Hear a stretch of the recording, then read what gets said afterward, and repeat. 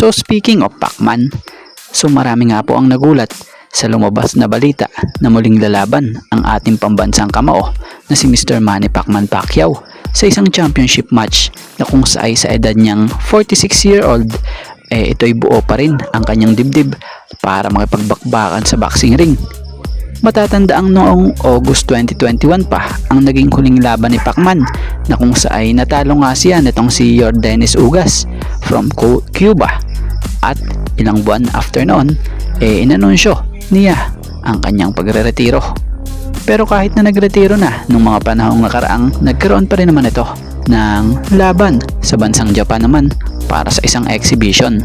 3-round fight dito kay Japanese kickboxer at mixed martial artist na si Rukiya Anpo na naganap last year lang. At ngayon, eto, muling magbabalik as a pro boxer muli ang ating pambansang kamao na kung saan makakalaban sa Hulyo na agad itong si Mario Barrios. Batay sa reporta, maglalaban ng dalawa para sa WBC welterweight title sa July na kung saan kinumpirma nga ito di umano nitong si World Boxing Council President Mauricio Sulaiman. So sa mga hindi familiar kay Barrios, ito'y 29-year-old pa lamang. May taas na 6 flat. So may record ito na 29 wins, 2 losses, 1 draw na may 18 knockouts, at nakuha nga nito ang interim welterweight title nang talunin si Ugas sa pamamagitan ng unanimous decision noong September 2023. So for sure, kaaabangan ang bakbakang ito dahil WBC welterweight title ang paglalabanan ng dalawang boksingero. At dito tayo sa patungkol kay Arvin Tolentino. Maraming Ginebra fans ang nagtatanong about sa estado ni Arvin Tolentino dahil sa kahit na player ito ng Northport, madami pa ring Ginebra fans ang dito'y nakasupport. Kaya naman, tanong ng ibang Ginebra fans kung gugustuhin ba daw ni Arvin Tolentino na pumirma or maglaro muli sa Ginebra, magagawa niya ba daw nito ngayong restricted free agent na ito? So ang sagot dyan, hindi. Depende na lang kung ite-trade pa ito patungong Ginebra. Dahil sa estado ni Arvin Tolentino, hindi naman ito unrestricted free agent kundi restricted free agent. Kumbaga, pag restricted free agent ka, nasa Northport pa rin yung may rights dito. So, mapunta naman tayo dito sa napapabalitang usap-usapang possible KBL stint na to, di umano. Batay sa nabasa natin Arvin Tolentino is attracting interest from teams in the KBL. Ngayong expired na ang kontrata nito sa Northport Batang Pier. So batay sa report, April 30 pa pala nag-expire ang kontrata nito sa Batang Pier.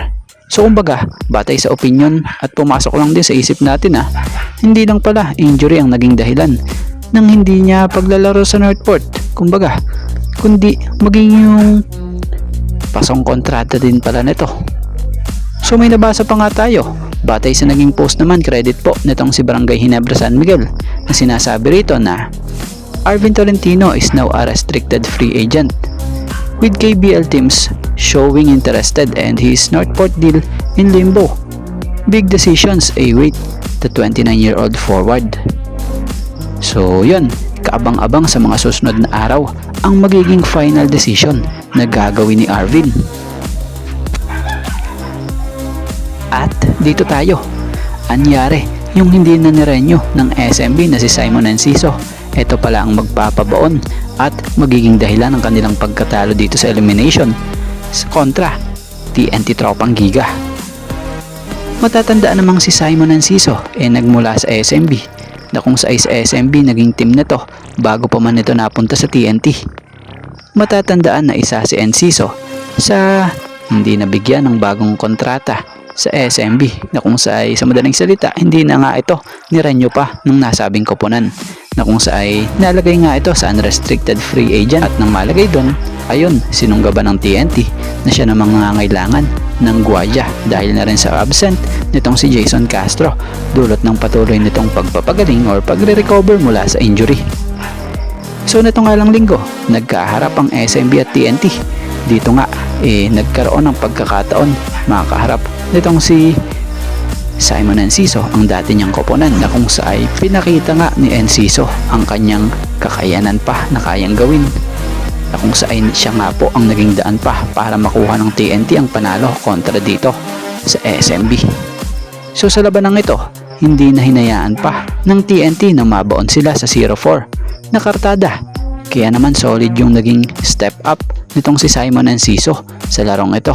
Lalo na nga sa mga pahuliding segundo ng laban na kung saan naging malaking tulong sa TNT ang naging crucial basket sa tres nitong si Simon na nakapagbigay boost para sa TNT na maitulak sa kanila ang panalo. So dito pinakita ni Simon Enciso yung kanyang worth sa team ng TNT na kung saan hindi nagkamali na kinuha ito ng TNT. At bago nga ang lahat, baka naman po pwedeng makahingi ng isang subscription para sa ating channel or paki-follow na rin po kung nagustuhan nyo ang ating mga basketball update. At kung ito na may makakabigat para sa inyo, kahit isang like and share na lamang po. Maraming salamat po.